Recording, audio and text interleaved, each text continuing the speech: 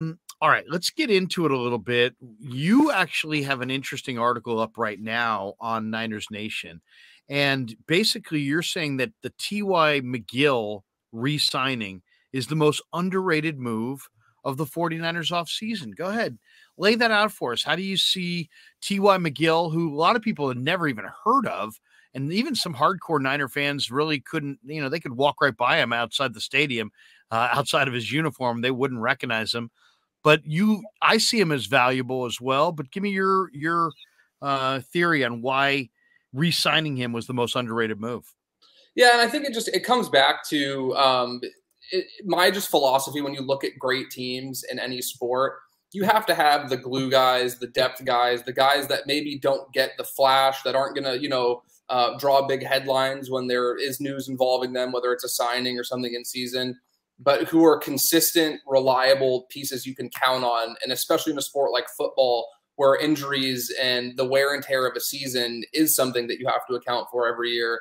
And I really liked last year the way that McGill stepped up when the 49ers defensive line was so depleted, especially on the interior. Armstead missed a number of games. Hassan Ridgeway missed some games. Kevin Givens missed some games. Kidlaw missed some games. And McGill stepped right in after they signed him off, signed him midseason, and he was immediately flashing, making plays. He had been with 9 different teams before he had signed with the 49ers last year. So he has this kind of cool story where he's made the journey around the league. He's made a ton of stops, had the cup of coffee all over the place. But to me, he has that really good blend of size and get off. And I think that when you have that get off, you're going to fit in great with that aggressive, pedal to the floor mentality that Chris Krueger and that defensive line group have.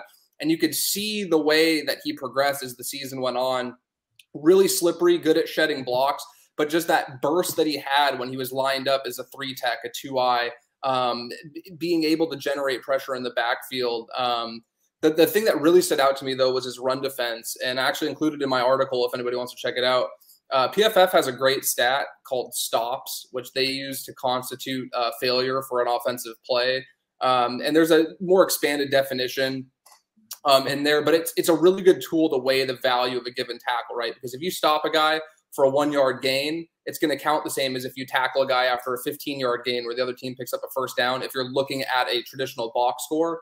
But with stops, it does a really good job of highlighting these tackles that are made that create down and distance situations for opposing offenses. So McGill had 89 run defense snaps last year, which is a smaller sample size. There's a big rotation. He didn't join until the middle of the year, so the volume isn't big, but he had a stop on 10% of those run defense snaps that he had, which is an extremely efficient rate, especially when you're looking at a guy who's the 3rd or 4th defensive tackle in your rotation. So to round it out, I thought he was a really good player. I thought he flashed. He had a lot of potential. And what it also does is it allows the group as a whole to maintain the longevity they're going to need during that 17-game season and the subsequent playoff run you hope to be on. And when you can look at this team and T.Y McGill with the flashes he showed as your 4th, maybe even 5th option on the interior, I think that that's just it's a sign of how strong this roster is. And it's a sign that this team has that that kind of same philosophy where they know that bringing in a guy like that, because they gave him, I don't know what the details are, but they gave him guaranteed money in the base salary. I saw that, so yeah. I think that, it doesn't define or doesn't definitively mean that he's going to have a spot on the roster, but that means they feel pretty good about his chances of coming. They're not just going to hand out guaranteed money to a guy strictly to be a camp body in my eyes. So I think it just really comes down to the fact that he provides so much as a player who can be that 3rd, 4th, 5th option, and then has shown when they need him to step up and play starter snaps, which he did during a couple games last year, he can be that guy too. So I just think it's one of those things where you bring in a guy like Hargrave, you bring in a former 1st-round pick in Cleveland Farrell, Sam Darnold, all these bigger moves are going to attract a lot of attention, but getting the glue guy like McGill to come back and build on the progress he was making last year has the potential to be, a really impactful move next season, which is why I felt it was so underrated. Yeah, it's funny. I talked to him a bunch this year because he's a great interview as well.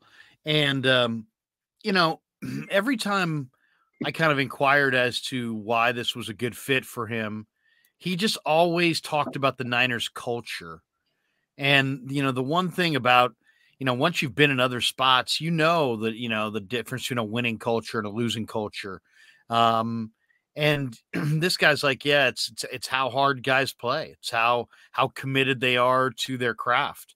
It's interesting too, when you think of great teams, it seems like you can't have a great team in the NFL unless you have a position or two where your position coach is so good, not just at coaching up players, but in finding lesser players that he can win with.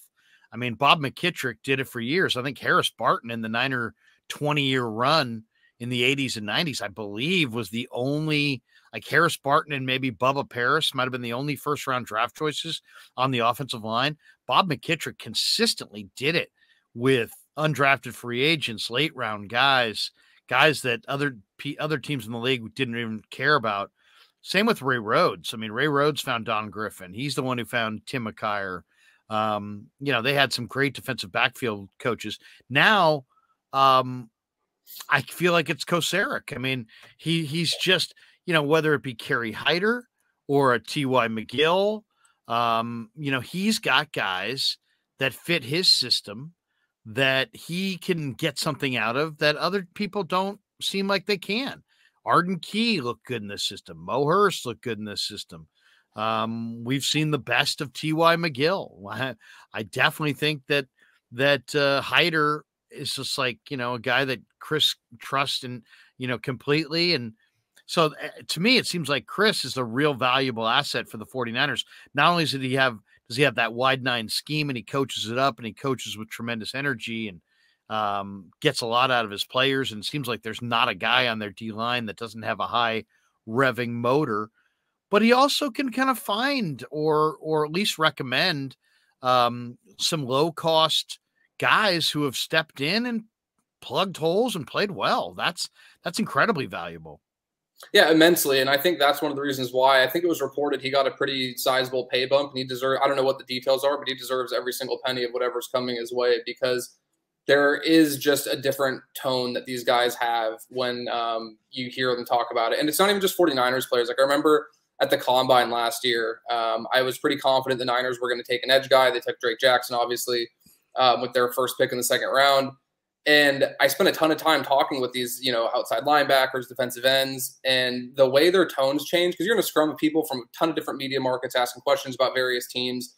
And when you asked about their meetings with the 49ers and Chris Kosaric, you could literally see a tangible shift in their attitude. They'd perk up, their faces would light up. So even in that brief encounter, the 10, 15 minutes he's getting with these guys for the first time, he's able to resonate with them. And that's something I think he's always had.